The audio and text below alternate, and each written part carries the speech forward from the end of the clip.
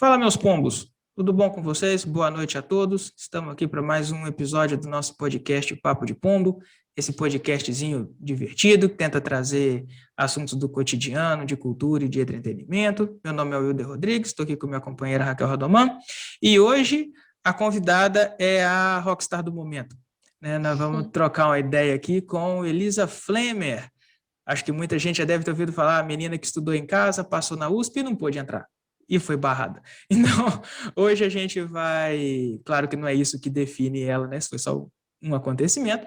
E hoje a gente vai conversar aqui com ela sobre como foi tudo isso. Desde o começo, desde a decisão dela de começar a optar por estudar em casa, né? Num método de aprendizagem não comum no nosso país, né? Não sei nem se eu posso falar não tradicional, talvez não tradicional para a gente, em outros países é utilizado, e hoje a gente vai ver como é que foi todos os bastidores dessa loucura aí, o que tem acontecido com ela e as pretensões dela para o futuro também, né? Por que não?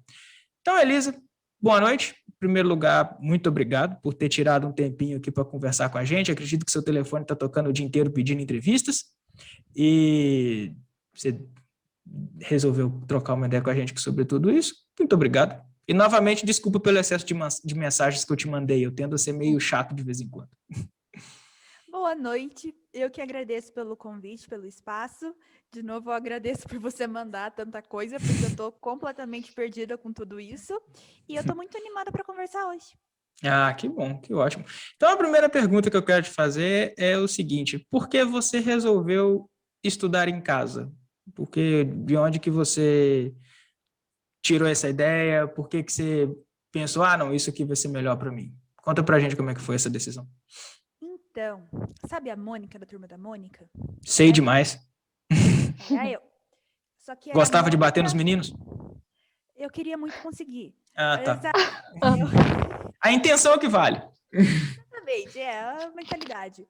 Então, assim, eu era Mônica misturada com uma Hermione da vida. Eu cresci assim, eu pulei o primeiro ano do fundamental, porque eu aprendi a ler em casa, porque eu não tinha amigos e era nerd. Então, eu Minha aprendi mãe a não ler. deixou eu pular o primeiro ano, acredita? Toda a minha Sério? família queria que eu pulasse o primeiro ano, mas minha mãe não deixou. Por que não? Ah, porque ela falou que. Eu nem lembro, mas eu acho que ela me sabotou. Ela meio que virou e falou: não, no segundo ano ele vai ficar muito atrasado, não sei o quê, deixa ele ir normal, junto com o resto. E eu tô assim, droga, eu ia pular um ano. Pois é, ai, minha Enfim. mãe felizmente deixou. Então eu pulei. Só que assim, Uhum. eu cheguei então na turma nova, né? E você virou o ciclo, você chegou no Fundamental 1 e era tudo novo, era prédio novo, professora nova, classe nova, tudo novo. E daí eu cheguei lá, não conhecia ninguém, toda a turminha já formada, que veio do primeiro ano todo mundo junto, e eu, a Uhum. estranha, novinha, 6 aninhos. E de primeira, o que eu conseguia fazer bem era estudar, assim, eu era quietinha, eu tinha facilidade com algumas matérias, eu tinha essa vontade de ter a aprovação dos professores, então eu cresci, né, assim, do fundamental com essa identidade de a nerd da sala, a menina que vai bem nas provas. E eu cresci com isso, eu ficava muito confortável, porque era uma coisa positiva, e era Uhum. uma coisa que alimentava a minha autoestima, porque, bom, você chega toda vez com um 10 no boletim, isso é muito bom. É. Porém, tudo mudou no 7º ano, por aí. Basicamente, cheguei... Nosso cheguei no sétimo sétimo ano é um divisor de água para todo mundo, né? Tipo assim, minhas notas começaram a decair no sétimo ano também. porque eu acho que é nessa época que você tem uma mudança mais expressiva no estilo de aula. Porque até então as aulas, em geral, elas são muito mais lúdicas, muito mais voltadas a apresentar às crianças alguns campos do conhecimento. E pelo menos para mim, isso queria dizer que elas eram muito mais coletivas. No sentido de que, assim, não tinha muito o que você fazer por si só. Então, não tinha como você terminar alguma coisa antes do resto da turma. Porque era tudo junto, era uma brincadeira, era uma dinâmica. Então, não tem muito essa de cada um faz, assim, sozinho a lição. E no 7º ano, a partir daí, isso muda, porque você vai ter esse ensino um pouco mais formal. Então, assim, as aulas começaram a ser aquela coisa. Chegou a apostila, vamos pegar o conteúdo, o professor passa na lousa o conteúdo, você anota, entende ali, faz a lição e é isso. Então, era uma coisa muito mais individual. E quando isso aconteceu, em que cada um não era para ser assim no modelo tradicional, mas né, que foi para mim, era que eu conseguia. Eu tinha minha apostila e no começo da aula eu já abria na página daquele conteúdo, eu lia a explicação, eu entendia a matéria e fazia a lição. E eu fazia tudo isso muito rapidamente, assim, em 10, 15 minutos, porque eu sou muito visual. Então, se eu tenho uma aula do professor falando, eu me distraio muito, eu não, sabe, eu não consigo me focar em algo auditivo. Eu preciso ler e eu preciso, assim, se eu vou ouvir, eu tenho que poder pausar ou acelerar ou voltar e, sabe assim, eu tenho que ter esse controle. Então, eu sempre, já que eu não conseguia me concentrar no que ele estava falando, né, na aula em si, na explicação em si, eu lia a apostila, que era o que me engajava naquele momento. Então, eu entendia o conteúdo no comecinho da aula, fazia a lição e terminava, assim, aquela aula do dia em, assim, em um terço da aula apenas.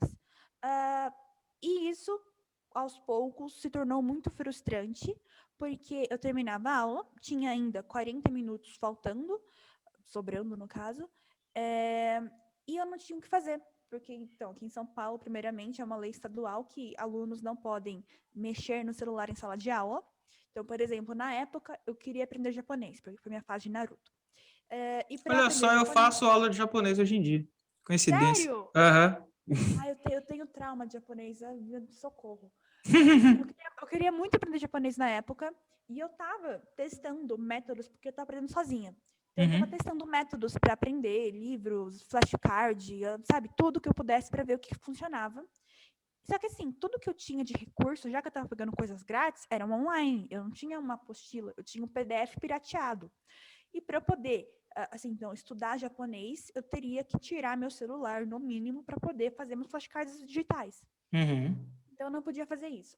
Ao mesmo tempo, eu tinha professores que ficavam bravas se você fizesse a lição delas adiantado.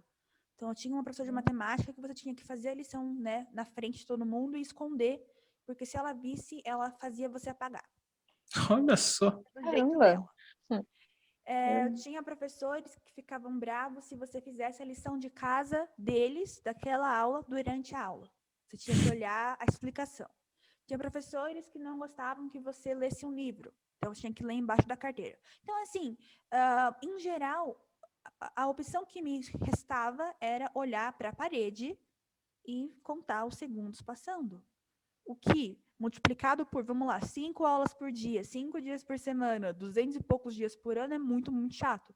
É, pra querer se matar, né? Você tá com 14 anos, cheio de energia, comendo coxinha de Nutella no intervalo. Você tem que tirar de alguma forma de você. Uhum. E, ao mesmo tempo, foi nessa época que eu descobri cursos online. Eu descobri o Khan Academy, eu descobri o Coursera, eu descobri o edX, que tem, então, cursos de várias universidades americanas, e eu me apaixonei, porque eu percebi, assim, pela primeira vez de verdade, que havia muito conteúdo a ser aprendido além da escola. E, assim, esse conteúdo estruturado e acessível. Porque eu sinto que a gente, pelo menos eu cresci, com essa noção de que qualquer conhecimento além da escola está na faculdade.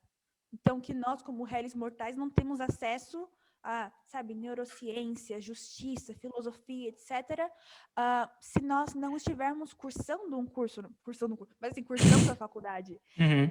Então, quando eu percebi que havia tantas aulas, tantos cursos de matérias que me interessavam, em matérias que eu achava que estavam assim reservadas, né, apenas para mentes superiores, ali, acessíveis, grátis, estruturados, com apostila, videoaula, exercício, tudo, eu fiquei, caramba, eu realmente, sim, existe a possibilidade de eu aprender muita coisa na minha casa agora com 12 anos.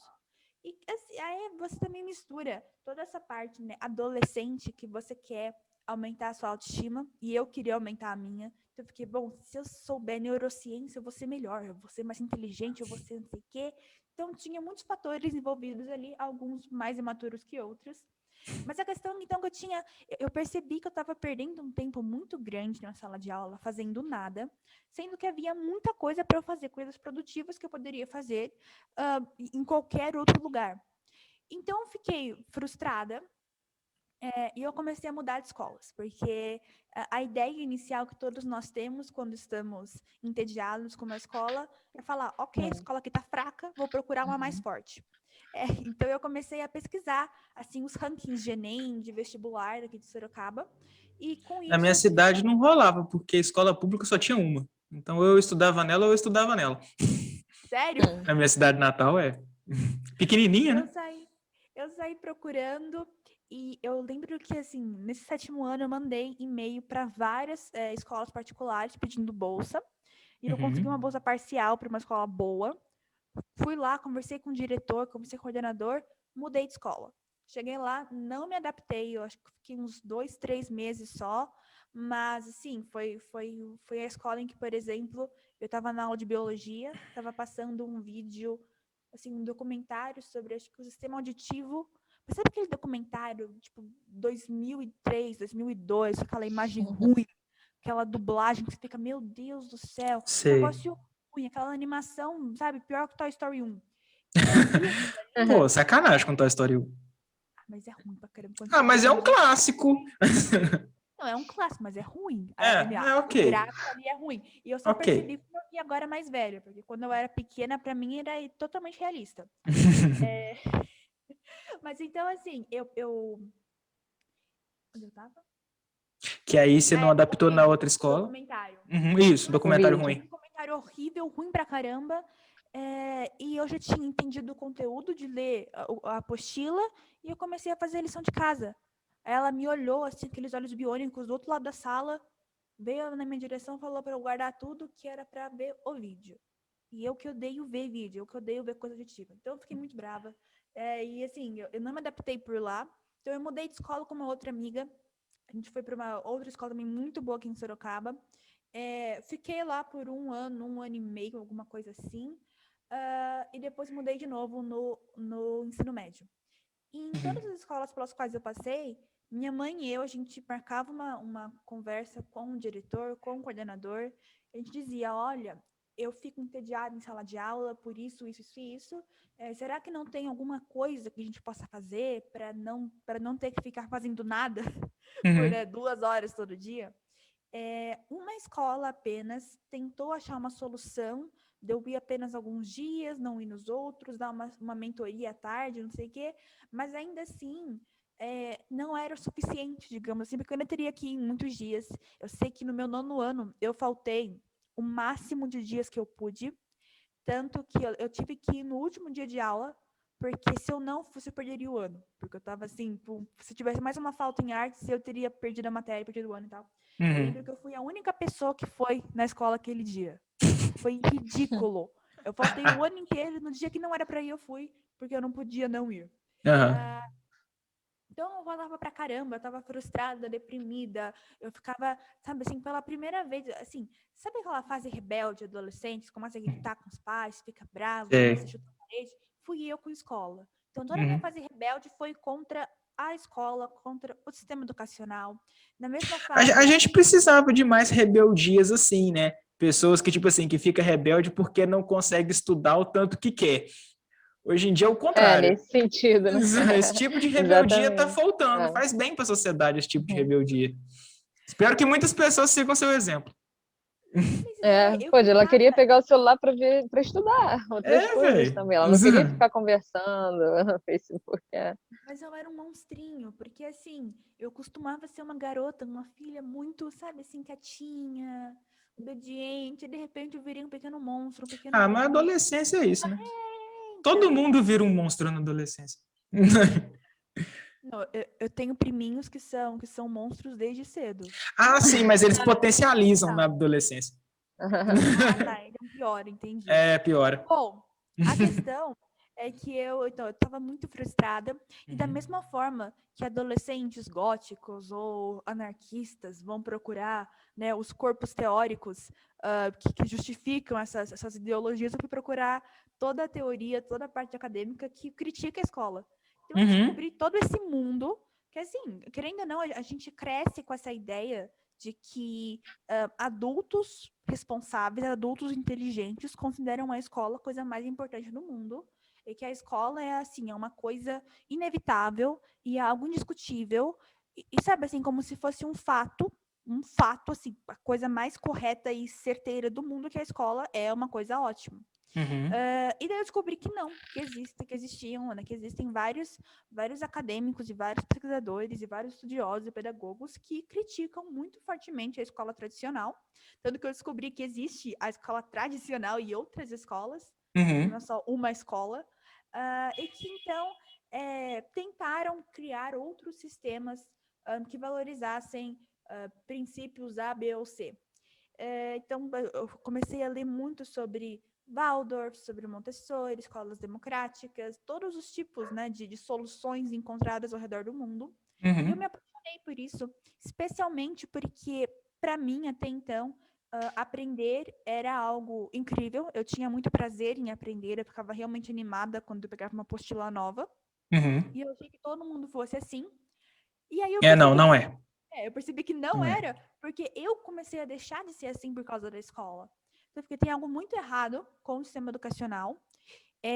Então, eu fiquei encantada pela tentativa e pela possibilidade de você criar um sistema educacional que priorizasse, que tivesse um objetivo principal, justamente educar crianças que tenham um amor pelo aprendizado, pela curiosidade.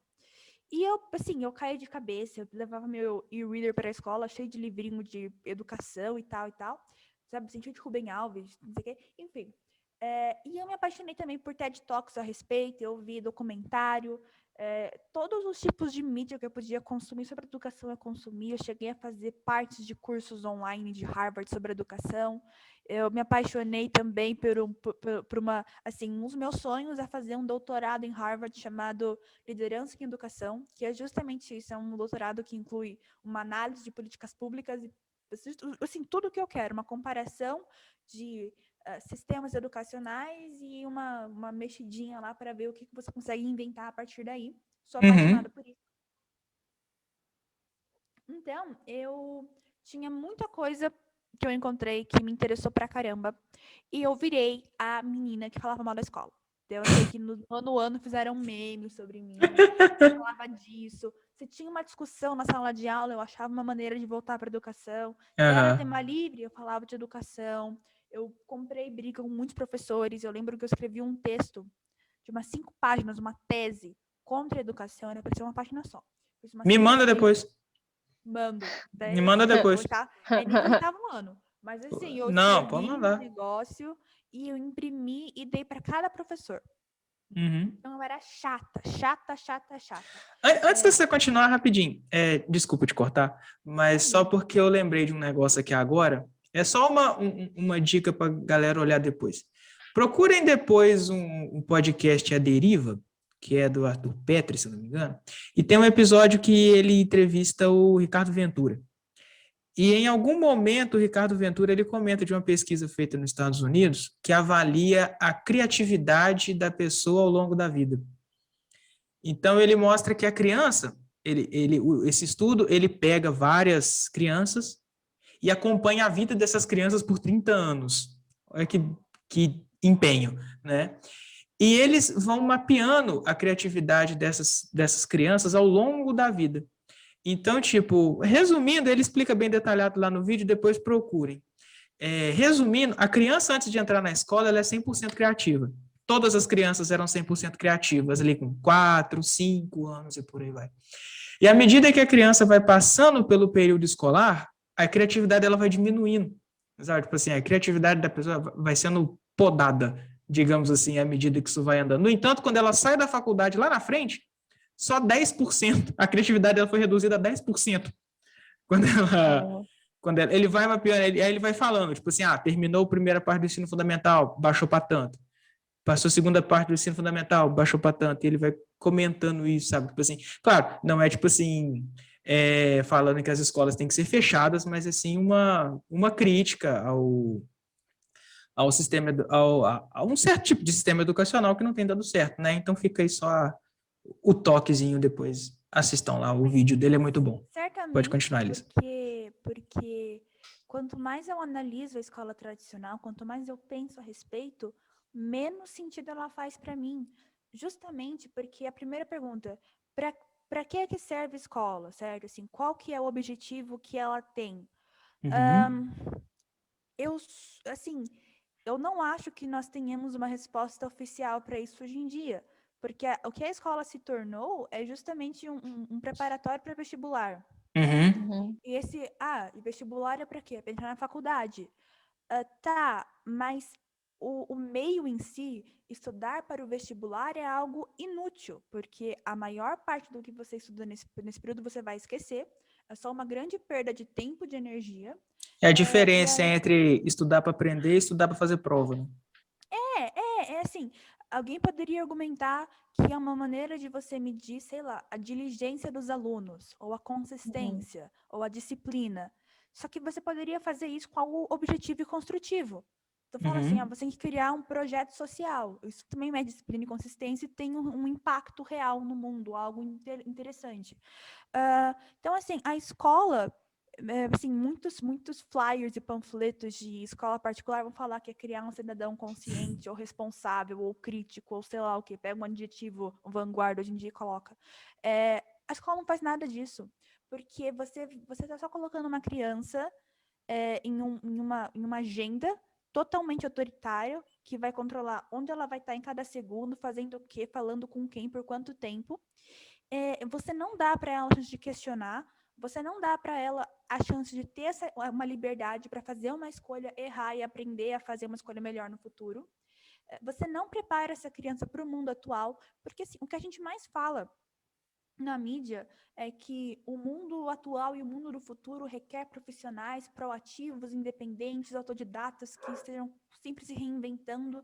E a escola ela não estimula isso, porque por 18 anos as pessoas te falam o que fazer, de que forma, e tá lá sempre alguém te supervisionando, garantindo que você está fazendo certinho, sendo que você deveria Meio justamente dar para a robótico, né? criança. Assim, você tem que dar para a criança essa liberdade para ela criar a disciplina para falar, ok, eu tenho que aprender X por causa de tal motivo, tem que ser um motivo importante para ela, porque é o que vai te movimentar no mundo real, é um motivo que te Uhum. interesse.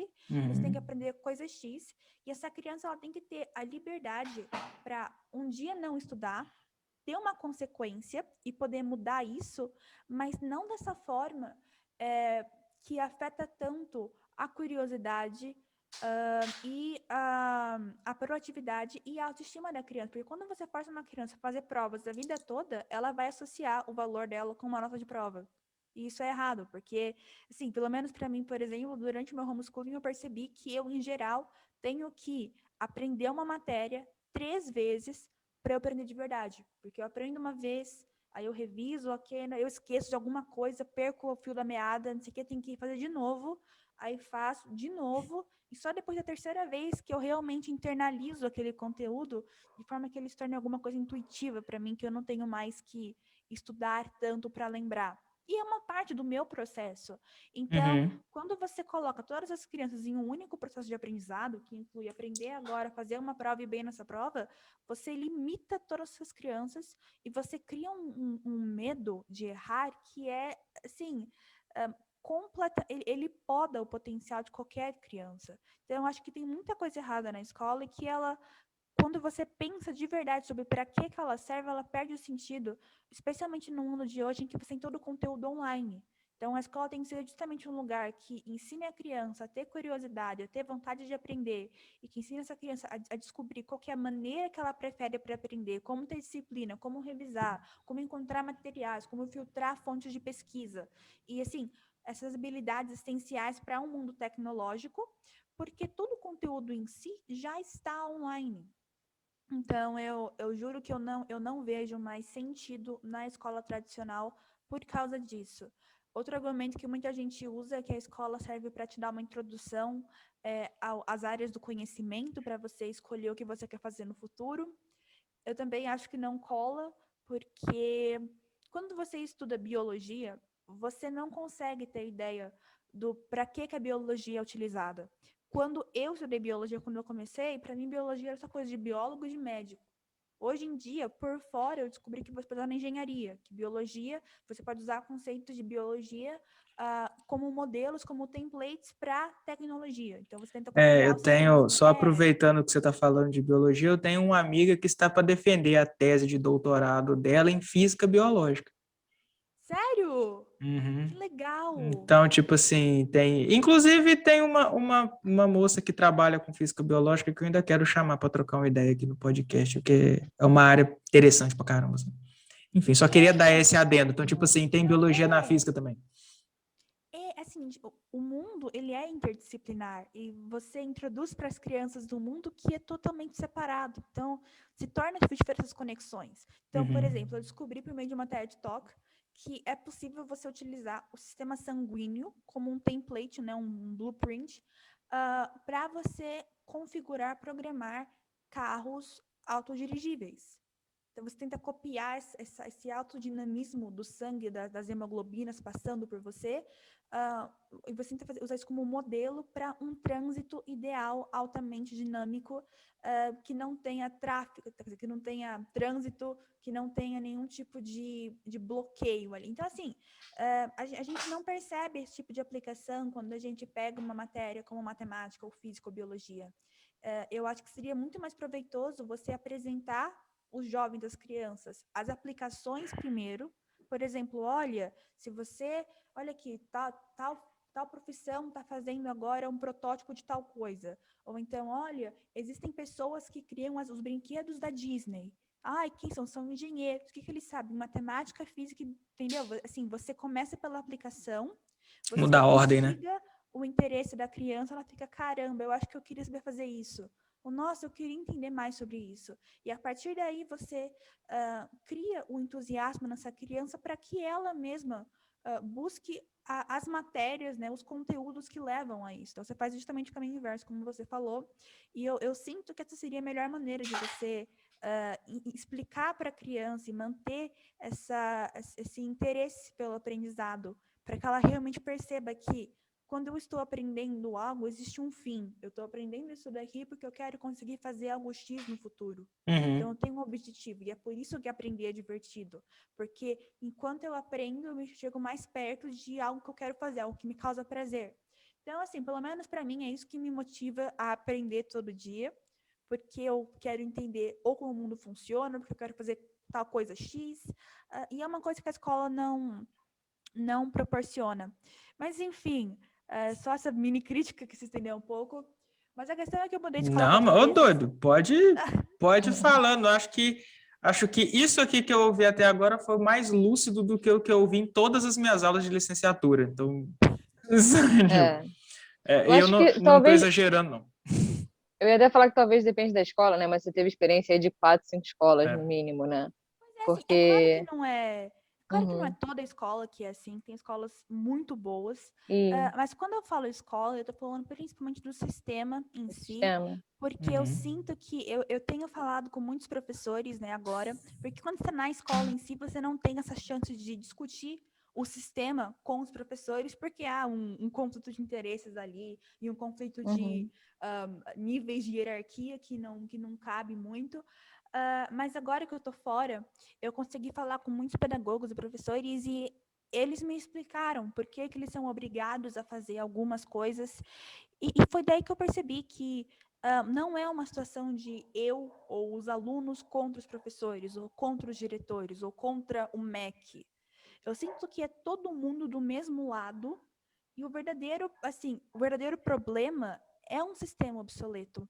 Porque eu tenho percebido que da mesma forma que a escola, esse sistema engessado frustra alunos, ele também vai cansando os professores, porque eles chegam nessa área, né, com essa vontade de mudar a vida de uma criança, de compartilhar o amor que eles têm pela matéria que eles ensinam, e com vontade de realmente ensinar as pessoas, falar, olha, eu entendo química, eu quero que você entenda também, porque ela, sabe assim, é a base do nosso mundo, e é incrível, maravilhoso.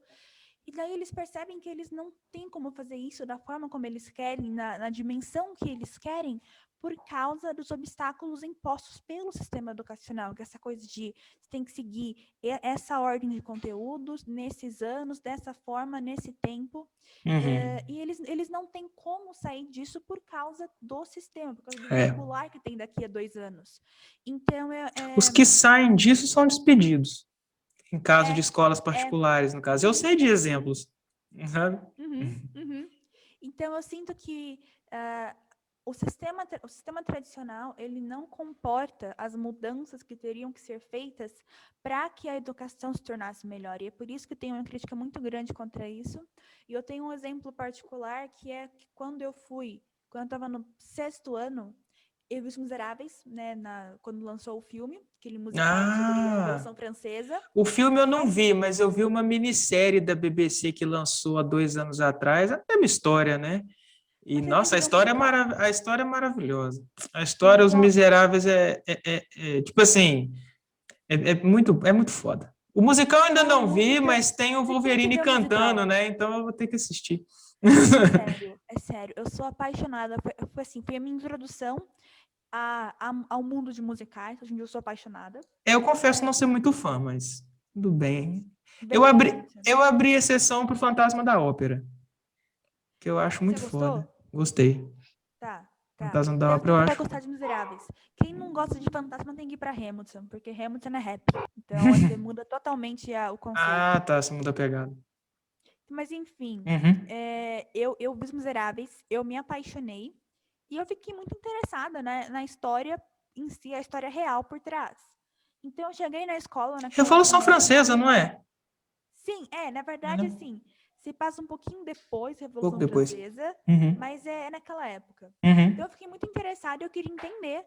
E eu cheguei na escola, naquela semana, na aula de história, e falei, professor, então, quando é que a gente faz a Revolução Francesa, não sei o quê? E ele, só daqui a 2 anos, no 8º ano. Nossa! Eu fiquei, mas por que a gente não pode fazer na próxima aula? Porque não está no currículo, não está na ordem programática das coisas. Então, você vê assim, que eu não teria o interesse que eu tinha naquele momento 2 anos depois. O interesse estava ali agora. Interesse, especialmente em crianças, é algo muito precioso. Então, se uma criança está interessada em qualquer coisa, você, como educador, ou como família, ou como pai, você tem que pular naquilo na hora e tentar trazer alguma coisa de conhecimento a partir daquilo para criar essa curiosidade intelectual nessa criança. O meu professor, ele foi muito, muito incrível nesse sentido, porque ele falou, mas olha, eu não posso dar essa aula semana que vem, mas se você quiser, a gente faz um combinado, uma aposta, você estuda sobre a Revolução Francesa sozinho em casa, faz um resumo, e daí no último dia de aula você vem no reforço, né, que não vai ter ninguém, e você fala para mim, me explica o que aconteceu, conta para mim o que você aprendeu, e se você tiver aprendido direito, eu te compro um livro. E eu fiz, e ele me deu um livro do Peter Pan. E o que eu achei mais incrível ainda é que o prêmio era me dar um livro. Porque eu sinto que se você faz um sistema em que você use como recompensa para as crianças algo externo ao conhecimento, como um doce ou um brinquedo qualquer, você faz a mesma coisa que a escola faz com as provas, só que do lado positivo. Só que ainda assim você não está incentivando a curiosidade da criança em si. Não é uma coisa que se autoalimenta. Ela está fazendo aquilo porque ela vai ganhar um chocolate. E eu acho que não deve ser esse o caminho também. Então eu acho que foi muito genial ele me dar esse livro, porque ele criou como recompensa mais conhecimento. Ou pelo menos mais um estímulo à leitura e ao conhecimento em geral. Então, eu penso que se eu tivesse filhos, e eu sabe assim, se eu quisesse fazer um projeto de estimular a curiosidade, estimular essa coisa de pesquisa, eu faria uma brincadeira. Sabe como os pais fazem aquela coisa? Se você fizer suas tarefas hoje, eu te dou um ponto, e daí você vai juntando pontos no final da semana, você ganha alguma coisa? Eu faria algo assim, só que com conhecimento. Vamos supor, meu filho gosta muito de dinossauros. Eu falaria, ok, então hoje eu quero que você descubra... Dinossauro é top, eu gosto até hoje. Eu tenho um priminho que adora, então... Dinossauro é top. Eu ia falar, hoje você tem que descobrir para mim, para você ganhar um ponto, você tem que achar para mim do que é feito a casca do ovo do dinossauro. Porque aí eu vou estimular que ele aprenda a pesquisar. Então, que ele vai ter que ir no Google ou na verdade vai ter que descobrir essa resposta para mim. Aí no seguinte, ele vai falar, é calcário, tá bom. Então, no dia seguinte, eu falo, olha, o ponto de hoje depende de você achar alguma coisa aqui em casa que seja feita da mesma coisa que é feito o ovo do dinossauro. Então, para ele fazer essa coisa de analogia, de comparação, enfim. E no final, vai juntar os pontos e o prêmio dele vai ser o quê? Um livro sobre dinossauros. Alguma coisa que tenha a ver com esse interesse que ele tem para que seja um ciclo que se autoalimenta. Então, a recompensa, aquela coisa do fim em si mesmo, da filosofia, a recompensa do conhecimento deve ser o próprio conhecimento. Eu acho que isso é o que deve ser estimulado desde sempre, porque quando nós somos crianças, nós temos, hoje, assim, quando a gente cresce, se torna algo muito estranho. Você fala, nossa, mas por que eu vou aprender por aprender? Que perda de tempo, que coisa chata. Mas quando somos crianças, não é assim. Toda criança tem, né, assim, essas obsessões por algum tema muito específico e elas só querem aprender mais sobre aquilo porque elas gostam. Porque é legal entender mais sobre dinossauros. Eu tenho esse priminho que ele sabe o nome de cada dinossauro, o tamanho, como é que come, o que faz, como sabe tudo. Eu fico, mas ele sabe tudo. Ele adora. E pra quê? Pra nada, porque ele gosta da matéria. Ele não tem nenhuma aplicação para isso, ele não ganha nenhum chocolate por causa disso. Então, assim, é uma coisa inata do ser humano que acaba sendo perdida com a escola e também com a vida em si, mas que eu acho que seria justamente a função de uma instituição de educação preservar, nutrir e tornar maior. Então, assim, tudo isso para dizer que um professor foi muito incrível em fazer isso e que eu mudei de escola 4 vezes e que no final do primeiro semestre do ensino médio, do primeiro ano do ensino médio, 2018, eu cheguei em casa e falei, mãe, eu não volto mais. É isso, não dá, eu não consigo mais. Eu já vinha falando de educação alternativa, de homeschooling por algum tempo. A priori, ela tinha sido contra, claro, porque que nem falar, você vai roubar o pão da esquina, contra a lei, você não vai fazer uma coisa legal. Mas depois de 4 escolas, ela também estava cansada, ela também estava desencantada com tudo, porque ela tinha medo de que eu realmente parasse de gostar de estudar. Então, ela falou, tá bom, faça o que você quiser. O que poderia acontecer, né? Frustração é um trem Poderia. foda, tipo assim, tira o seu gosto do Sim. negócio, assim, total. Sim, com certeza. Porque, querendo ou não, é justamente isso, que eu não teria estímulos para aprender mais do que o que a escola pede de você. E até hoje, se eu não tomasse, assim, mesmo no homeschooling, por causa da falta de regulamentação, o mesmo poderia acontecer. Porque eu estudei toda essa matéria, eu aprendi tudo, mas não vale de nada porque eu não estava na escola. Então, eu não consigo ter meu diploma e avançar. Então, assim, o sistema tradicional, ele não te dá recompensas pela sua proatividade em relação ao conhecimento. Se você aprender a mais, se você sair na frente, isso não vai ser reconhecido e você não vai ser recompensado com mais conhecimento, entendeu? Essa é a questão. Você não vai ter a chance de level up e ir para a próxima etapa. Então, é muito problemático, para mim tem uma grande dissonância entre o que o mundo real pede e o que a escola fornece. Eu acho que são coisas completamente anacronísticas, se essa palavra existe, mas enfim. Então Neologismo. Então eu mudei de escola e depois saí da escola e fiquei, assim, tentei criar meu currículo durante as férias, tentei misturar matéria brasileira com americana, não deu muito certo, mas no final do primeiro semestre eu consegui descobrir como eu aprendia, como eu preferia aprender, de que tipo de material eu ia usar, que professores online eu preferia, e eu criei esse protocolo, digamos assim, para aprender, que hoje me ajuda muito, porque quando eu vou estudar algo novo, eu não fico nesse bloqueio de, meu Deus, por onde eu começo? Que site eu uso? Como é que eu anoto? Como é que eu reviso? Que eu vejo que muita gente tem porque não está acostumado a aprender sozinho, sabe? Está acostumado a ter uma apostila que deem para você, com um professor que fale, veja isso daqui. Então, assim, eu criei agora essa habilidade de só sentar e já saber o que fazer e já começar e já não perder tempo com todo esse pré-planejamento. Mas é basicamente isso. Basicamente. Mas, enfim. Isso daí, e você acabou deixando o gancho para a segunda. Ainda estamos na segunda pergunta. Para a segunda pergunta que eu queria te fazer, que é basicamente isso, tipo, como você estudou sozinho? Porque tem aquela coisa, né? Como você mesmo comentou, às vezes quando a gente vai pegar alguma coisa para fazer sozinho, a gente não tem uma direção. né? Tipo assim, você não sabe onde você começa, você não sabe coisa. Ainda mais assim, no caso, quando a gente é mais novo, né? Às vezes a gente ainda fica até mais perdido ainda, né? Tipo, você está fazendo negócio pela primeira vez, né? Como é que você desembola aquilo, né? Tendo resultado, né? Que é o mais importante, né?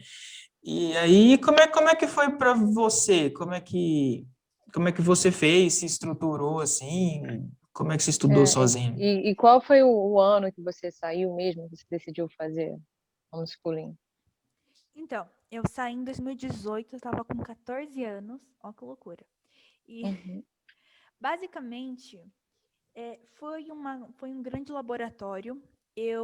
No mundo ideal, eu não teria que seguir nenhum requisito do governo, então eu poderia só explorar o que eu gostava e ver no... Porque assim, se eu tivesse total liberdade de fazer o que eu quisesse, eu falava, bom, vou fazer o curso de justiça, ou vou fazer o curso de neurociência. E daí eu ia perceber que eu não ia entender muita coisa, porque eu não tenho a base em biologia. E daí eu iria fazer biologia de qualquer jeito. Mas a questão é que daí você aprende... Mas aí você ia sacar que você precisa de biologia, né? Acho que essa que é a Exatamente. diferença, né? Exatamente. Você cria esse conhecimento de que você tem que saber os básicos primeiro, e você começa a perceber que as matérias, que assim, que todas as coisas legais têm uma parte chata.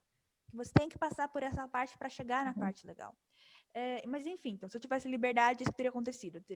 Vou fazer justiça. Eu falei, muito legal, mas eu não entendi tal parte, porque tá falando de filosofia mais avançada, daquela coisa do... Como é que chama em filosofia? O estudo do ser, das coisas do existir, da identidade e tal. E eu teria percebido que, ok, eu preciso começar do zero com um curso de filosofia que me introduza ao primeiro aos conceitos de filosofia, para poder entender, né, essas ligações de conceitos. Mas já que eu não tinha liberdade, eu, eu tava um pouco presa ao sistema brasileiro, porque eu queria provar, eu queria mostrar que era algo que dava certo, eu queria mostrar que é possível você fazer, assim, aprender tudo que a escola pede que você aprenda em casa, por meio de homeschooling. Eu tinha isso como o meu norte primordial.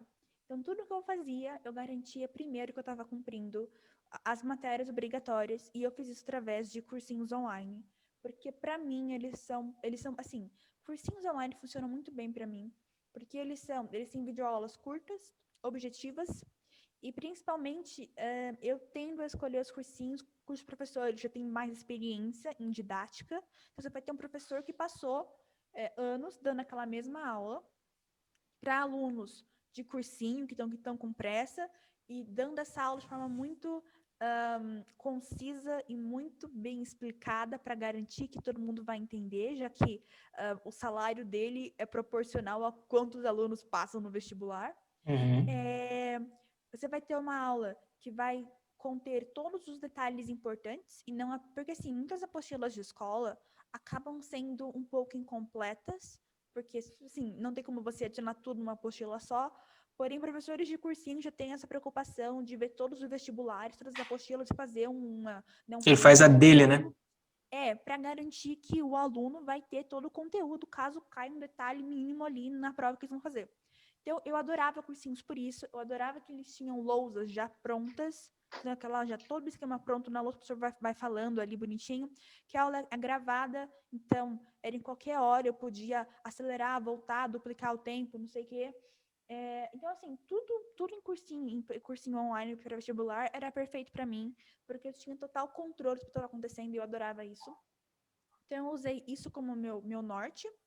Eu usei bastante Khan Academy para entender matemática, porque eu percebi, pelo menos para mim, matemática americana, o jeito americano de ensinar matemática é um pouco mais intuitivo. Então, ele não é tão rápido quanto o brasileiro, e nem tão teórico, mas eu acho que ele seria ah, o passo, a etapa que você precisa entre assim, uma matemática de fundamental com uma matemática de ensino superior, Uhum. porque é isso que te leva. Então, eu fiz muito Khan Academy justamente porque ele me deu uma base muito boa, intuitiva para matemática de tipo álgebra 2 e pré-cálculo, que assim, hoje em dia eu eu não tenho mais que decorar essas fórmulas, elas fazem sentido para mim, porque eu entendo como é que cada termo se relaciona com o gráfico e tal. Então, isso foi ótimo. Também, e assim, o principal, que eu, assim, toda a base de como eu estudo são as minhas revisões. Então, como eu falei, eu tentei aprender japonês quando eu tava com 12 anos. E japonês foi a minha primeira experiência com aprendizado autodirigido. Foi a primeira vez que eu realmente parei para aprender algo de verdade, com foco, sozinha. Então, eu saí em busca de métodos de aprendizado e eu descobri que existia a repetição espaçada, que é justamente esse conceito de que tudo que você aprende tem uma vida útil. Então, você aprendeu uma palavra de japonês hoje, você vai esquecer essa palavra em 1 hora. Então, você tem que revisar antes disso. E aí, quando você revisa, você vai aumentar a vida útil. Então, se era 1 hora, agora vai ser 5 horas. Aí você revisa de novo, quando tiver com 4,59, daí você aumenta para 12 horas. E você vai fazendo isso com intervalos cada vez maiores, e você consegue, dessa forma, memorizar algum conteúdo a longo prazo. Eu testei isso, eu usava Anki, né, que é aquele aplicativo de flashcards, para isso, para o japonês, e eu transpus isso para a matéria de ensino médio, ainda na escola, no último semestre que eu fiquei na escola. Eu lembro que eu comecei a revisar todas as matérias que eu estava aprendendo no fim de semana, e aí chegou na prova, e eu não tive que estudar nada para a prova. Tipo, chegou na véspera, eu fui pegar meu caderno, e eu ficava, já sei, porque eu tinha revisado todo o fim de semana. Então, estava tudo muito, muito, assim, cimentado na minha cabeça. E quando eu saí da escola, eu fiquei, ok, eu vou então tentar formalizar isso e aplicar isso de forma mais intensa. Então, eu criei uma planilha e eu coloquei lá o nome de cada matéria, cada conteúdo. Daí eu coloco, por exemplo, estudei hoje, sei lá, equação do segundo grau. Ok, coloco lá equação do segundo grau. Aí eu vou ter uma coluna dizendo qual foi o meu primeiro dia que eu estudei e uma coluna chamada próxima revisão. Então, a partir daí, eu faço uma conta somando um certo número de dias ao dia em que eu aprendi a matéria. Então, se eu aprendi hoje uma matéria, eu vou colocar primeiro dia, hoje mais um, para eu revisar amanhã. Mais ou menos isso. Então, eu revisei amanhã, daí 3 dias depois, 7, 15, 1 mês, 2 meses, eu vou sempre dobrando, que foi a forma mais fácil que eu encontrei de fazer um algoritmo parecido com a repetição passada. E então, eu reviso matéria todo dia, de acordo com o que a minha planilha manda eu fazer. E, além disso, eu tomo muito cuidado para fazer anotações bem lógicas e detalhadas, porque a minha ideia é justamente assim, se eu acordo e minha planilha fala que eu tenho que revisar Segunda Guerra Mundial, eu quero só dessas palavras, essas 3 palavrinhas, conseguir falar todo o conteúdo da Segunda Guerra Mundial olhando para a parede. Então, eu tô com o meu caderno no meu colo, eu comecei a Segunda Guerra Mundial, e eu tenho que falar tudo sem olhar para o caderno. Aí, se eu me perder, se eu esquecer alguma coisa, eu dou uma olhadinha e continuo. Mas a ideia é justamente, a partir desse gatilho, do nome do conteúdo, eu conseguir falar tudo. Então, é isso que eu uso como base, é o meu critério. E justamente por isso que eu falo que, geralmente, eu esqueço a matéria 3 vezes antes de eu aprender de verdade. Então, eu estou estudando hoje, estudo, reviso direitinho por uns 3 meses, aí eu vou revisar de novo e esqueço alguma parte, ou não lembro de uma fórmula, ou não estou muito segura, eu recomeço o ciclo, faço de novo, chego em tal ponto, esqueço, volto, e aí na terceira vez que vai de verdade que eu não esqueço mais. Então, essa é a minha base de estudo e funcionou muito bem para mim, apesar de ser algo que exige muito tempo e energia, porque se você perder um dia, você acumula para os dias seguintes e é um inferno quando isso acontece. Pelo que você está falando, é um método, assim, acredito que muito bom, porque revisão, pô, você vai revisar aquele negócio sempre, né? Você vai consolidar aquele conhecimento, mas também é a custo de muito suor, né? Ainda mais Sim, quando você tem que estudar muito conteúdo, né? Porque são várias matérias. sim. Por isso que eu imagino que vai ser algo mais sustentável quando eu estiver na minha profissão, porque daí, primeiro É que mais você não tem que focado, né? revisar. Que você não tem que revisar tanto, porque você usa muitos conteúdos muito regularmente, então você já faz aquela revisão orgânica, e ao mesmo tempo são menos conteúdos e é tudo muito mais interligado. Mas ainda assim, se Não é tão torna um menos assim, hábito. não. Depende. Não, aqui você vai ver que é uma coisa que justamente isso que é o legal do aprendizado, né? Você sempre, quando você aprende uma coisa, você vê que tem muito além a ser aprendido, né? Então é muito vasto o conhecimento, né? É Isso é bem bacana. desesperador. Exatamente. Eu fico muito triste de saber que eu não vou poder aprender tudo que tem no mundo. Meu Não. maior sonho- Exato. Mas eu queria- Conhecimento é um infinito que aumenta de tamanho. Não, que o meu sonho de alma, não, de alma, quero renascer com um espírito, assim, invisível, imortal, com memória perfeita, no surgimento da humanidade. Eu quero acompanhar tudo, mas eu quero ter a memória perfeita e infinita, para eu olhar para uma coisa e lembrar para sempre. Esse é o meu maior sonho de alma. Poder aprender tudo. Você vai se tornar o espírito do tempo, então. É. Aquele que estava presente em todo lugar, né? Ainda está e vai estar no Olha que futuro. poético. Né? Não é? E Em olha, todo tempo. e eu nem sou de humanas, hein? E que observa as coisas em múltiplos pontos de vista, né? Então você vai múltiplos sempre pontos de focar em vista. alguma coisa ali no tempo, mas tem muitas outras coisas ocorrendo em paralelo. Uhum. É Bacana. verdade, é verdade. É que eu sou apaixonada, assim, por tudo que tem a ver com seres humanos. Eu gosto muito, assim, eu me dou muito bem com a maioria das matérias de escola, porque todas elas, ou elas são imediatamente aplicáveis, que é o caso de exatas, então eu acabo me engajando porque eu estou fazendo coisas, ou elas são ligadas a seres humanos. E eu gosto muito de tudo que tem a ver com pessoas. Então, sociologia, filosofia, história, eu sou fascinada, assim, pelos acontecimentos do mundo. Eu gosto muito de entender o universo em que eu vivo de todas as formas, tanto da forma física quanto da forma, assim, de relações e de acontecimentos. Então, eu me divirto muito e é por isso que eu odeio geografia física, porque eu mais distante disso. Eu gostava de geografia física. Eu ia bem. Eu tinha. No chão, a terra, a pedra, dane-se a pedra. Eu confesso que mas eu tinha curiosidade para saber do que aquilo era feito. Então, tipo assim, por um ponto me agradava. Agora, essas outras disciplinas que você falou aí, a parte de humanas, eu sempre tive. Quando eu estava na escola, eu tinha ódio mortal nessa parte de humanas. Eu fui me interessar por humanas quando eu comecei. Olha aqui como é que são as coisas. Quando eu comecei a pesquisar por conta própria. Né? Cai naquela coisa de, tipo assim, você aprende o que você quer aprender, né? Então, tipo, um dia, não lembro quando, já tem um tempo, eu assisti algum vídeo aleatório no YouTube e era sobre história, sabe? Eu não lembro o tópico também, não. Eu tô assim, caramba, velho, mas olha só como é que esse cara fala bem sobre essa história. Eu estudei isso no ensino médio e na época foi uma bosta.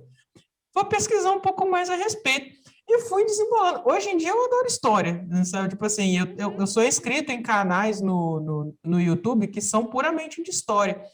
Ainda mais a história brasileira. Eu acho a história brasileira muito da hora, sabe? Tem um documentário no site do canal do Brasil Paralelo sobre a história do Brasil. Eu vi até Getúlio Vargas, não sei se lançou depois. Mas, tipo assim, eu vi aquele trem como se eu estivesse assistindo um filme de super-herói, sabe? Que é o que eu mais gosto. E eu tô assim, caralho, olha que foda! E os caras não ensinam isso na escola. Olha que doideira, sabe, tipo? Hoje em dia... Oi? Novelinha. Tipo, hoje em dia eu assisto negócio assim, de boaça, sabe? Mas acho que o grande problema do estudo dessas áreas, né, na escola é que é sempre muito voltado para o decoreba, né? Eles querem que você ali na prova coloque a data, o nome da pessoa, em vez de tentar focar mais no fato, na compreensão daquele fato, né? Do conjunto de coisas que levaram aquelas decisões, os múltiplos pontos de vista, né? Então, justamente que nem você, eu também não gostava justamente por isso, que eu tinha que chegar ali em geografia, qual o nome do rio que encontra em tal local? Tá, mas qual que é a importância daquele rio para aquele local? Eles não exploravam isso, né? Acho que é por isso que a gente tinha esse ódio aí de É aquela dicotomia, né? De estudar para fazer prova e estudar para aprender, né? Exatamente. Também é muita matéria, gente. São 13 matérias. É muita coisa. Coisa pra caralho. Ninguém consegue se manter focado em 13 conteúdos diferentes ao mesmo tempo, entendeu? Assim, eu entendo e eu defendo que a criança tem que passar por essa etapa de entender que há partes chatas não aprender, porque é uma coisa importante de se entender, de internalizar. Sim. Só que assim, a escola é muita parte e pouca parte boa. É. Por isso que você tem que apresentar primeiro o de legal que você pode fazer com aquele conhecimento, que a criança Motivação, fale, né? eu acho que vale a pena eu passar por essa parte chata para conseguir fazer aquilo. Porque senão é muito maçante. E então, eu lembrei agora, é epistemologia e metafísica, eu odeio, eu acho muito chato, porque não tem a ver tanto com seres humanos. Eu adoro existencialismo, porque essa coisa de... Então, que você falou de gostar de história depois sozinho, eu adoro canais que fazem análise de personagens ou de filmes ou de tramas com base em filosofia ou em sociologia, porque isso cria um interesse. Eu vi esses dias no YouTube um vídeo chamado, acho que era a relação entre Anitta, algo assim, e Rousseau. E assim, é uma ótima maneira de você chamar a atenção das pessoas, de você criar o interesse por Rousseau. E justamente mostrar que, olha, essa filosofia, esses pensadores, esses pensamentos, eles não são coisas do passado, entendeu? Que você estuda só para estudar. Não, eles são aplicáveis hoje em dia, que você tem como fazer conexões entre isso e o mundo atual. Então, eu acho muito, muito legal quando você, assim, que a internet traga esse tipo de analogia e de conexões, e eu acho muito, muito errado que a escola não faça isso, porque você não tem isso na sua apostila, a conexão entre, sei lá, sabe, MC não sei o que e tal filósofo, você não tem, mas é uma coisa que é muito importante para você conseguir instigar o interesse dos jovens, você puxar a partir do que eles gostam. Então, eu adoro esse tipo de coisa. Eu adoro ver aquelas VOS, né? Aquelas ensaios em vídeo, analisando filmes, analisando séries e personagens, justamente porque você aprende muita coisa de forma leve. Eu adoro ver análise de Breaking Bad justamente por isso, porque tem muita coisa de sociologia lá. Não, você quer ver um tratado perfeito de sociologia, você lê Dostoiévski. Ali tem coisa pra caralho. Mas história, a primeira vez que eu olhei para só tipo assim, só para concluir, só um detalhezinho. A primeira vez que eu olhei para história sem ser com desgosto, digamos assim, foi quando eu descobri que uma das minhas bandas preferidas, que é o Iron Maiden, ele tem muitas letras baseadas em história. Sabe? Tipo, ele tem muitas letras, ele tem uma...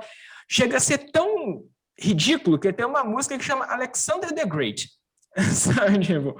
Então, tipo, aí depois descobri que o vocalista era historiador, mas ali foi o que eu falei, caramba, velho, história serve para alguma coisa. Aí, tipo assim, aí depois eu fui, aí claro que história não serve só para isso, né? Depois que eu fui procurar, ficar sabendo de mais coisas, foi o começo, uma tipo assim, maneira, né? alguma coisa me despertou interesse, foi música, né? Dali para frente, você vai pesquisando, você vai procurando, e tem a internet onde você consegue achar tudo, então você vai desembolando aquilo. E só completando um negócio, só uma coisinha, que nem você comentou na parte chata, né? Tipo assim, a pessoa tem que ver que também tem parte chata, né? Nem tudo é 100% legal.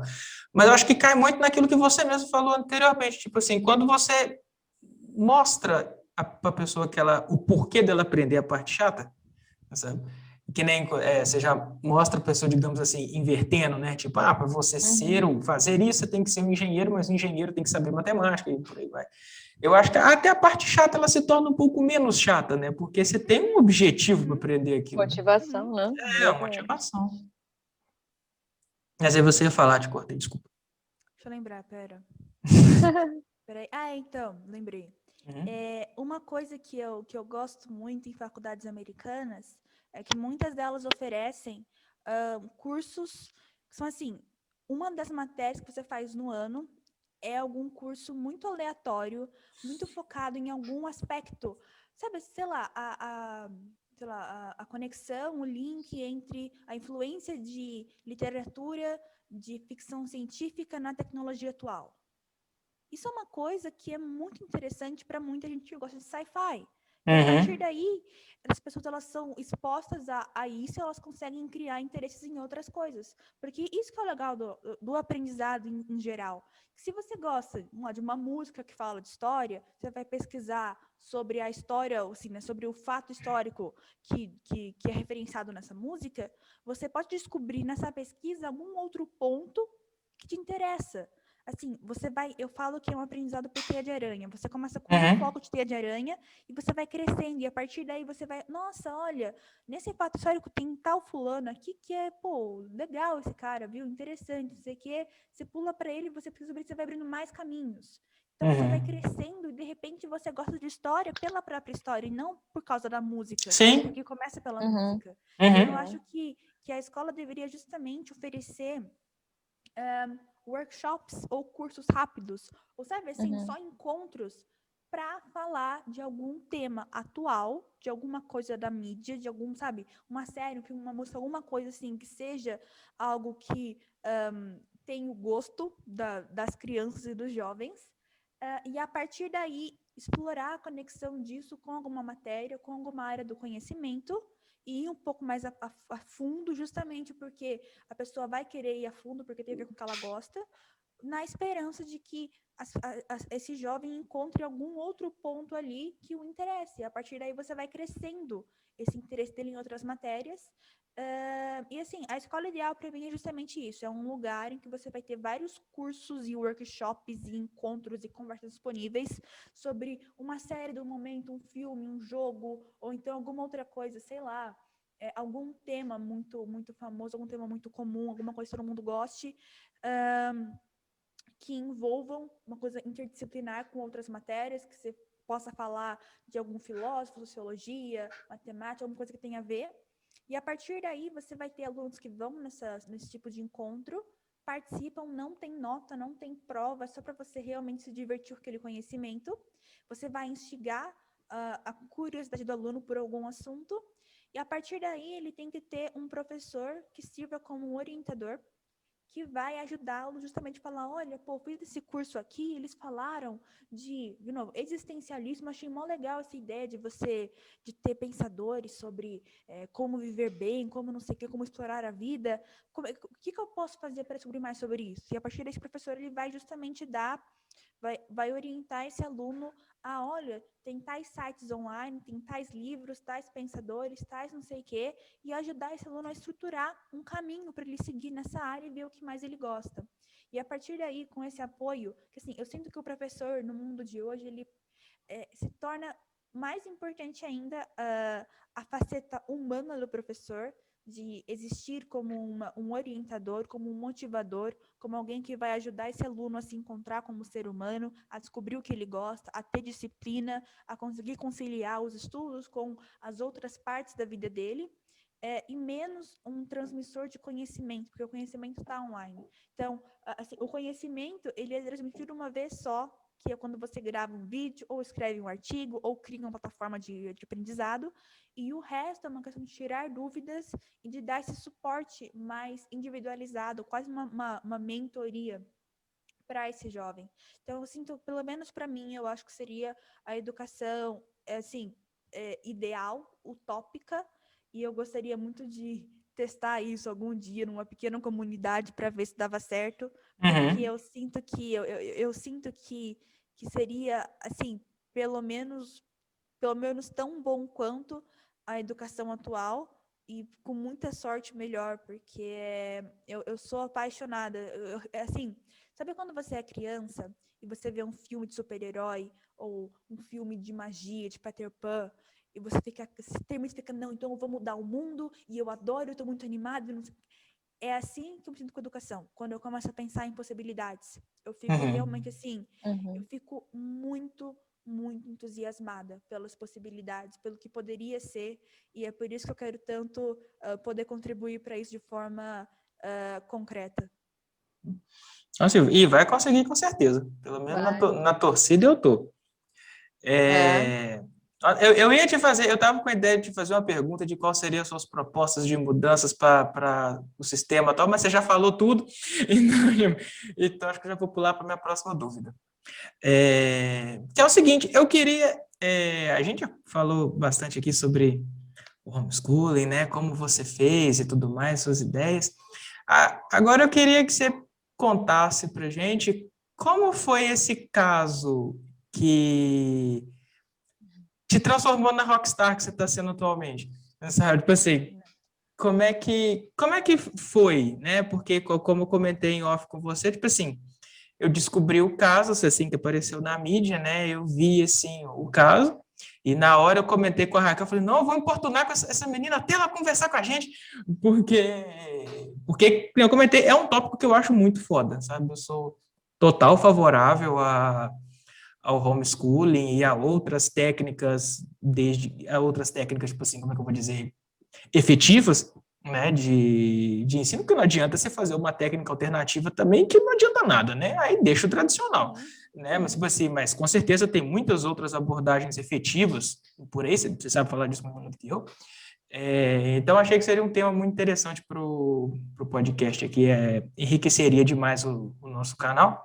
Mas eu gostaria que você comentasse um pouco sobre esse caso que te colocou na mira dos holofotes da mídia, né, que foi esse caso com a USP. Eu não vou entrar em detalhes aqui, não, vou deixar você contar.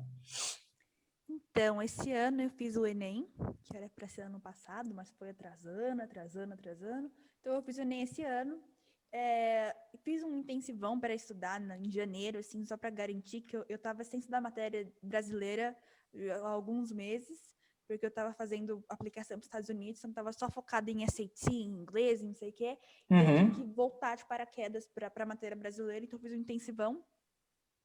Fiz o Enem. E daí saiu as notas, agora em março, ia rolar o SISU. Falei, por que não? Entrei no SISU, aprendi como funcionava a especulação do SISU, que é pior que a Bolsa de Valores. Ah, aquilo lá é uma loucura. É horrível. Aquilo é uma zona. Aprendi a mexer, a fazer as apostas e tal. Tentei USP, passei na USP. Não, até hoje eu não sei como, eu sei que eu nem tinha visto o resultado quando saiu, porque eu não achei que eu fosse passar. E quem me contou foi o carinha responsável por mandar as informações, que me procurou no Facebook. Falou, então, tá aqui o link para sua conta e não sei o que. Que conta? Do que você está falando? Ah, USP, que USP? Você passou? Eu passei, meu Deus! Sabe? Eu tava totalmente alheia a tudo, então ele falou, nossa, estraguei a surpresa. Fiquei, não, tudo ótimo, imagina. Então foi muito divertido quando aconteceu. Mas, assim, imediatamente, meu pensamento foi, ok, talvez agora eu consiga meu diploma. Porque eu estava numa luta judicial pelo meu diploma já há um ano.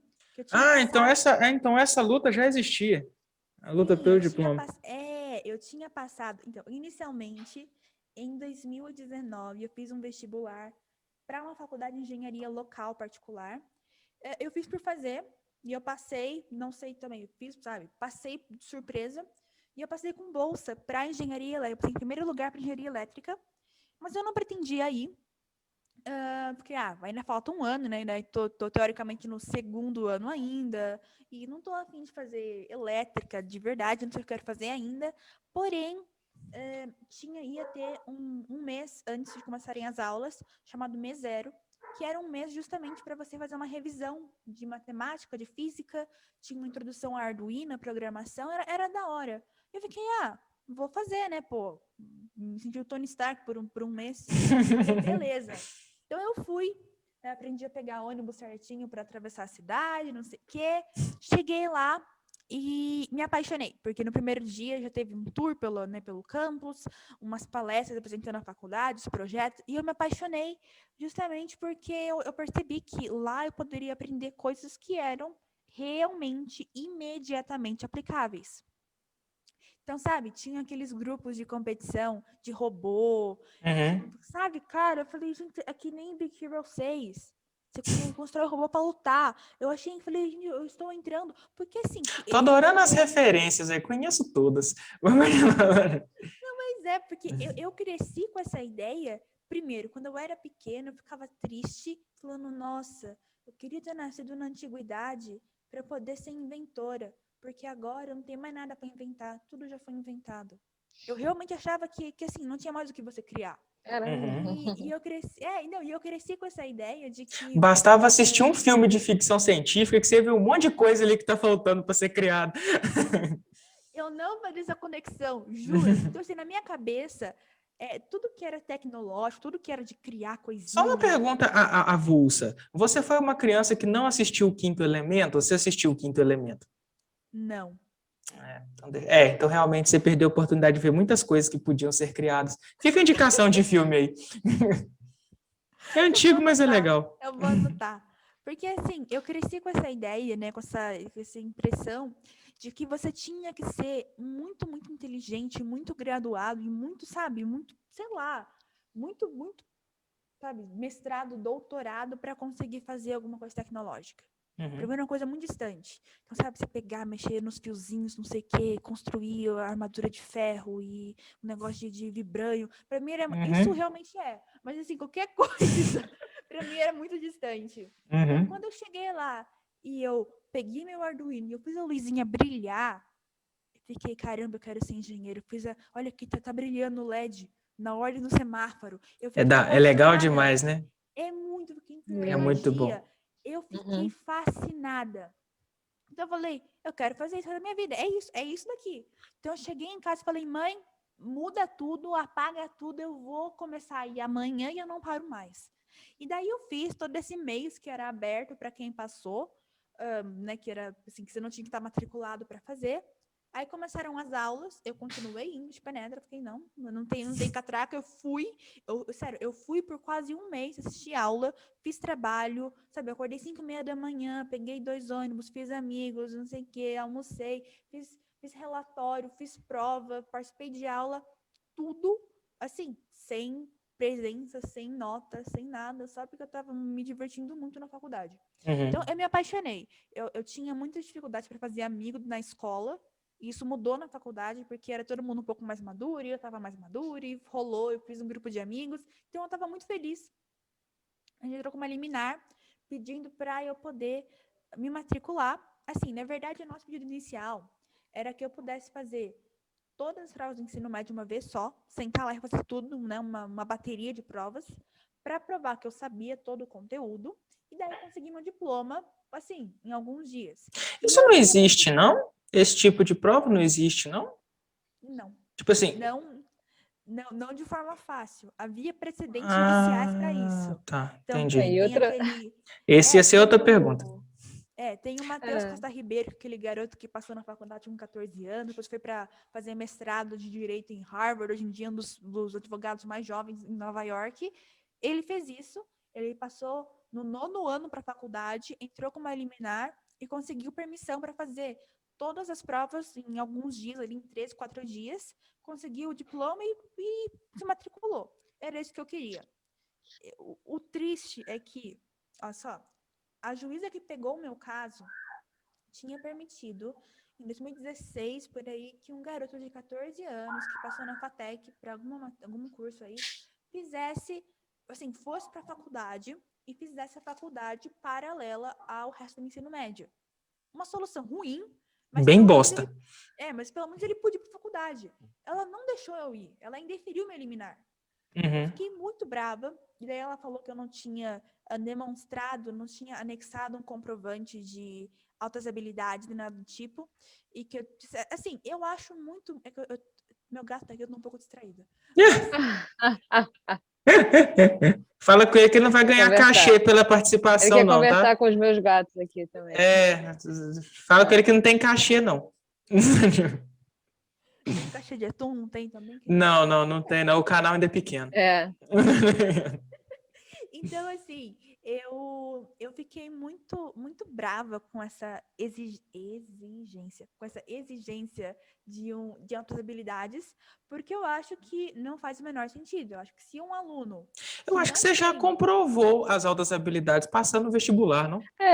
Isso que eles querem dizer principal, né? Com QI. Eles querem justamente essa coisa que, assim, então, o que indica, né? que assim, pela lei, você só pode ter uma progressão acadêmica diferenciada se você tiver um QI elevado.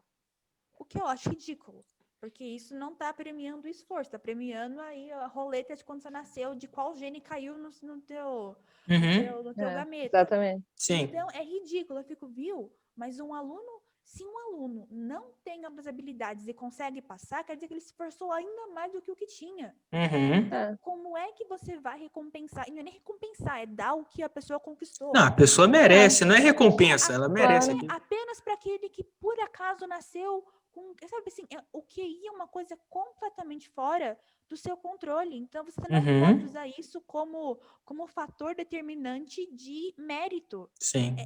Para mim, não faz o menor sentido. Nenhum. Eu concordo com você.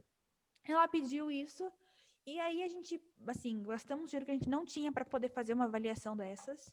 Daí tá lá, eu tenho 2 pontos de QI acima da média. Grande coisa, pelo menos tá na lei lá, não sei o quê, ok, altas habilidades, perfeito. E além disso, eu tenho aparentemente Asperger. Falei, bom, agora tem que dar certo, porque tem a lei do alta habilidade, tem a lei do autismo, sabe, assim, tá tudo ao meu favor. Não tá, mesmo assim negou o mérito. Tá bom. Caramba. É duro. Eu consegui um parecer favorável do Ministério Público e ela ignorou completamente. Não pode. Tá bom. A gente precisa fazer um podcast sobre a reforma jurídica também. Essa também Vamos é lá, urgente. e isso já tem quanto tempo aí, essa história de ela não deu parecer? Isso começou, a liminar começou em março, e o melhor é que eu só tive resposta assim, em maio. Então, preocupação com faculdade, com prazo, com matéria, nada. Isso quando? Ano passado? Esse ano? Ano passado. Então, assim, nada, não importa nada. Deu resposta em maio. Aí, então, foi indeferido, foi para a segunda instância. Saiu um parecer favorável em outubro e a resposta final saiu em março desse ano. Nossa! Você perdeu o ano. Porque tava marcado como urgente, porque se demorasse, poderia prejudicar meus estudos. Claro. Legal. Não, porque um ano não prejudica ninguém. Um ano tá de boa. Imagina. Então, adorei o que a gente falou. Olha, se demorar mais do que um mês, ela pode perder a bolsa. Imagino. Tá bom. Então, passamos para, assim, quando eu passei na USP agora, essa liminar, essa primeira, ainda não estava terminada, ainda estava rolando. Então, a minha ideia era justamente que, ao anexar a minha aprovação na USP, eu tivesse um argumento muito forte para eu ganhar meu diploma. A gente anexou e a gente usou a nossa última cartada, que seria ir para a mídia. Então, a gente contatou o jornal local, falando, olha, aconteceu isso, famoso botar a boca no trombone. Vai que dá uma historinha local aqui que pressiona a juíza aqui da cidade. Era para ser uma coisa aqui, sabe? Eu saí no Jornal da Manhã, local. Mas o negócio estourou, né? O negócio foi parar no G1, daí a partir daí cresceu. De um dia para o outro tinha Janaína Pascoal compartilhando, Ricardo Amorim, Thiago Nigro, eu tava ficando maluco. Então cresceu pra caramba. 2 dias depois veio a resposta negando o mérito da minha primeira liminar. Então aquela liminar meio que acabou. E daí a gente entrou com uma nova liminar em São Paulo, pedindo para eu poder matricular na USP e fazer o Enseja, ou fazer alguma outra coisa. Essa liminar foi concedida há acho que quase uma semana agora. E só que assim, ela concedeu apenas que eu me matriculasse na USP, mas ela não me dá meu diploma. Porque o diploma, em teoria, o Enseja ainda está no âmbito de Sorocaba, um negócio jurídico que eu não entendo direito. Mas enfim. Juridiquês, ninguém entende. O que eu sei. Nem eles, por isso que eles fazem o que quer. E nem eles. Por isso que, assim, eu posso entrar na USP, mas eu não tenho meu diploma. Eu teria que entrar com uma outra liminar para pedir o diploma, supletivo, sei lá. Deus, que lenha. Assim, em aberto. Mas a questão é que, assim, o que me preocupa de eu entrar na USP agora? Primeira coisa, as aulas já começaram há um mês, mais ou menos. Tem prova há menos de um mês. A poli é muito, muito, muito puxada, é muito difícil. E como eu quero muito ir para o exterior em algum momento, fazer uma transferência, eu preciso de notas muito boas desde o começo.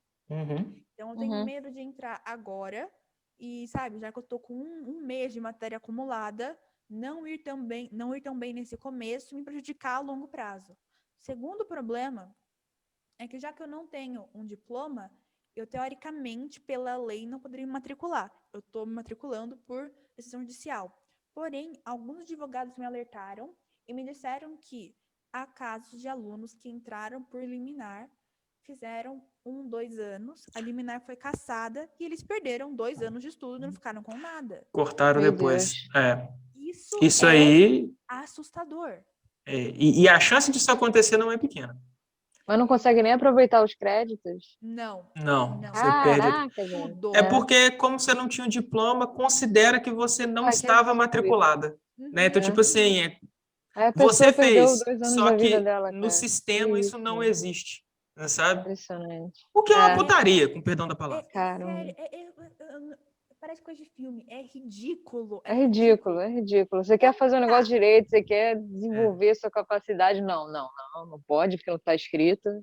Vamos nivelar por baixo. É, Então, assim, eu tenho muita nivelar por raiva baixo do não dá Brasil até... nesse sentido. Nesse ponto Raiva. o sistema é todo fodido. Então, assim, estamos em um ponto em que, ainda mais agora com, assim, eu tenho uma chance agora de fazer algo muito legal com o resto do ano. Eu tenho como utilizar essa repercussão para criar um canal no YouTube, falar de educação, falar de estudos. Eu tenho alguns estágios muito interessantes para eu fazer. E mais do que isso, toda essa história me dá uma chance maior de passar em uma faculdade grande no exterior se eu aplicar de novo no final desse ano. Porque eu tenho uma história mais forte. Então, frente a tudo isso, eu tenho considerado não ir para a USP e passar esse ano, então, me desenvolvendo em outras áreas e fazendo outras coisas para aplicar de novo no exterior e tentar ir para lá no que vem. Porque essa sempre foi a minha meta final. Então, é nesse barco de indecisão que eu tô agora. Pô, mas eu vi também na mídia que você ganhou foi um curso ou uma bolsa dos Estados Unidos? O que foi necessariamente? Assim, eu ganhei um curso online de um XBA, que é um curso online de curta duração para business, para negócios. E eu ganhei uma semana de imersão no Vale do Silício. Então, eu vou ficar sendo pago por uma semana. Massa demais.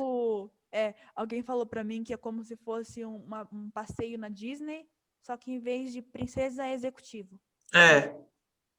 Vai ser engravatado em vez de princesa. Não, mas o doido, mas é legal demais. E seu currículo agradece também. Exatamente, eu tô muito, muito, muito animada por isso. Pô, legal demais. Quando você voltar de lá, a gente chama no podcast de novo, você conta a experiência. Mas isso você ganhou porque você fez uma aplicação ou foi consequência dessa divulgação do que você tem feito? Tudo isso. Legal. Eu achei muito legal mesmo, porque eu fiquei muito grata. Porque, como eu falei, era para ser uma coisa local. E não, o negócio foi crescendo. Escalonou. É aquilo, né? Quando a briga é legítima, ela cresce. Né? Tipo assim, mesmo. muita gente aparece do seu lado, sabe? Isso aí acontece. Pô, legal demais. Pô, tomara que seu curso seja foda. Eu acredito que vai ser, sim, que você vai aproveitar ao máximo. Você vai aproveitar ao máximo. E pelo menos, última curiosidade, pelo menos da minha parte, não sei da Raquel, quais são agora, você até já começou a comentar nisso, mas se você quiser aprofundar um pouquinho mais, quais são, a partir de agora, suas próximas metas, digamos assim, o que você pretende a partir de agora? Em questão de curso, de aplicação, de onde, o que você pensa, ou você ainda não está pensando nisso necessariamente? Tá tudo muito incerto. Eu estou principalmente esperando as decisões finais de algumas universidades que estão faltando ainda me responderem. Então, assim, eu não posso fazer planos concretos para o segundo semestre antes de ter essas respostas, porque elas mudam tudo, né? Mas vontades mais fortes do que outras você tem, né? Sim, então, assim, o meu sonho maior, meu objetivo maior sempre é ir para o exterior, estudar por lá, porque lá eu posso estudar tanto engenharia quanto outras matérias ao mesmo tempo. Isso me dá uma liberdade muito, muito especial para mim. Mas eu também estou muito animada para fazer algumas oportunidades que me apareceram, alguns estágios. Oi? Cadê a internet? Não, meu computador desligando. O computador desligou? Eita! Bateria? A bateria, Acontece. Enfim. Mas enfim, prossiga. Então,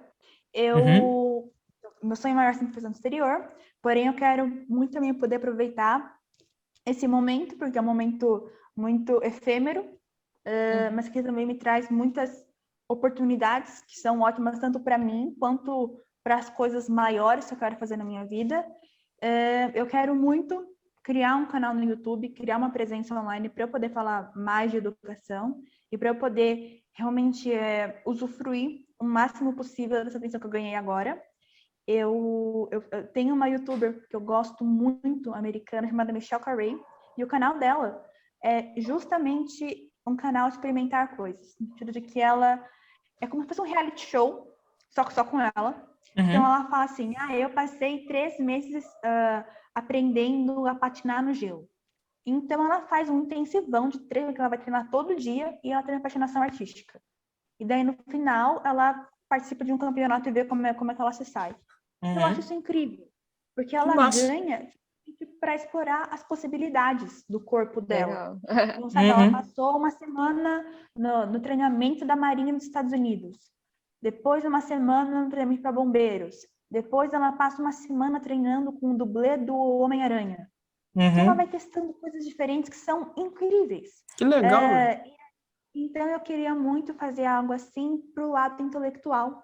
Eu queria fazer algo assim, com alguns programas e cursos de leitura dinâmica, ou leitura rápida, ou então cursos de idiomas, ou esse tipo de coisa. Eu queria muito poder, assim, usufruir dessa possibilidade de poder realmente, assim, receber alguma coisa, ganhar alguma coisa para experimentar, assim, ter experiências diferentes, que é o que eu mais gosto, e ao mesmo tempo poder inspirar pessoas a aprenderem outras coisas. Porque eu sei que essa Michelle Carey, ela inspira muitas pessoas a seguirem os sonhos delas, ou, por exemplo, ela inspirou muitas pessoas a se alistarem no exército, quando ela fez esse vídeo.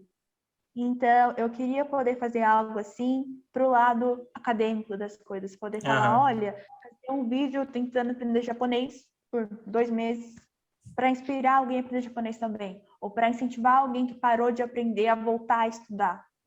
Então, é algo que eu gostaria muito de fazer a um médio, longo prazo. E é claro que eu quero muito, ao longuíssimo prazo possível, ter algum impacto real na educação do Brasil. Eu não sei muito bem como ainda, e é justamente por isso que eu quero estudar no exterior, para eu poder fazer minha engenharia com uma minor, né, um cursinho ao lado de educação com foco em políticas públicas, justamente para eu analisar qual é a melhor maneira de eu contribuir para a educação brasileira. É de dentro para fora? É pela iniciativa privada? Sabe, fazendo uma escola própria? Sabe, de que forma, de que maneira na política? Eu não sei. Então, isso é uma coisa que eu quero analisar, mas de uma forma muito estruturada, porque eu não quero fazer, assim, eu não quero defender nada generalizado, sabe, chegar, vamos mudar tudo, vamos não sei o quê, eu assim, fazer qualquer projeto maior, antes de eu ter um conhecimento muito mais aprofundado, tanto sobre educação, quanto sobre o Brasil, a história do Brasil, a política brasileira, a economia, e todos os fatores que estão envolvidos nisso para eu poder, assim, para que eu saiba que o que eu estou defendendo está, pelo menos, assim, que não vai prejudicar ninguém. Pode não ser a melhor maneira ou a maneira objetivamente certa, porque ninguém sabe o que é o certo, se é que o certo existe, mas que também eu não estou fazendo algo que vai prejudicar o Brasil ou as pessoas ou os jovens a longo prazo, mas também é algo que eu quero muito fazer. Flexibilizar, né, no mínimo. Acho que o começo desse debate você já começou, né? O começo já foi meio responsável, você foi meio responsável aí pelo começo dessa conversa. Agora, quanto tempo ela vai durar, onde ela vai desaguar, ia sendo nos próximos capítulos, né? Espero que desague digamos assim, no melhor final possível, né? E ela já começou com um exemplo prático, né? Ela não começou com debates apenas. Exato. Ela já chegou lá, eu fiz isso e deu certo. Diferente da maioria das pessoas que quer debater hoje em dia, ela tem um exemplo concreto para mostrar, que é o próprio, né? Que eu acho que é o mais legal ainda. Falou, galera, eu fiz assim e deu certo. Me sigam meus bons. É mais ou menos assim. Nossa, legal demais. Pô, bacana pra caramba. E uma coisa que eu achei legal você comentar do canal dessa moça é que às vezes muitas pessoas querem fazer seguir algum tipo de carreira na vida e ela só precisa de um mínimo contato para ela saber que é exatamente aquilo ali que ela quer, né? Então, tipo, às vezes a pessoa quer fazer, vamos supor, sei lá, a pessoa que nem você falou, que ela incentivou, assim, muitas pessoas listaram, né, por ter visto ela participando do treinamento. Às vezes é o que a pessoa nunca teve contato com nada da carreira militar, mas ela pensa, pô, talvez deve ser legal, mas acho que eu não vou tentar porque eu não sei como é que é, às vezes não é para mim. Aí o cara vai ver um vídeo da pessoa lá no treinamento e fala, pô, mano, esse trem é da hora. Da hora. Vou curtir, vou fazer esse trem. E a pessoa faz e desembola, né? Esse tipo de coisa. Pô, legal pra caramba. Massa demais. Tem Você muito a falou... ver também com... Desculpa, Uda.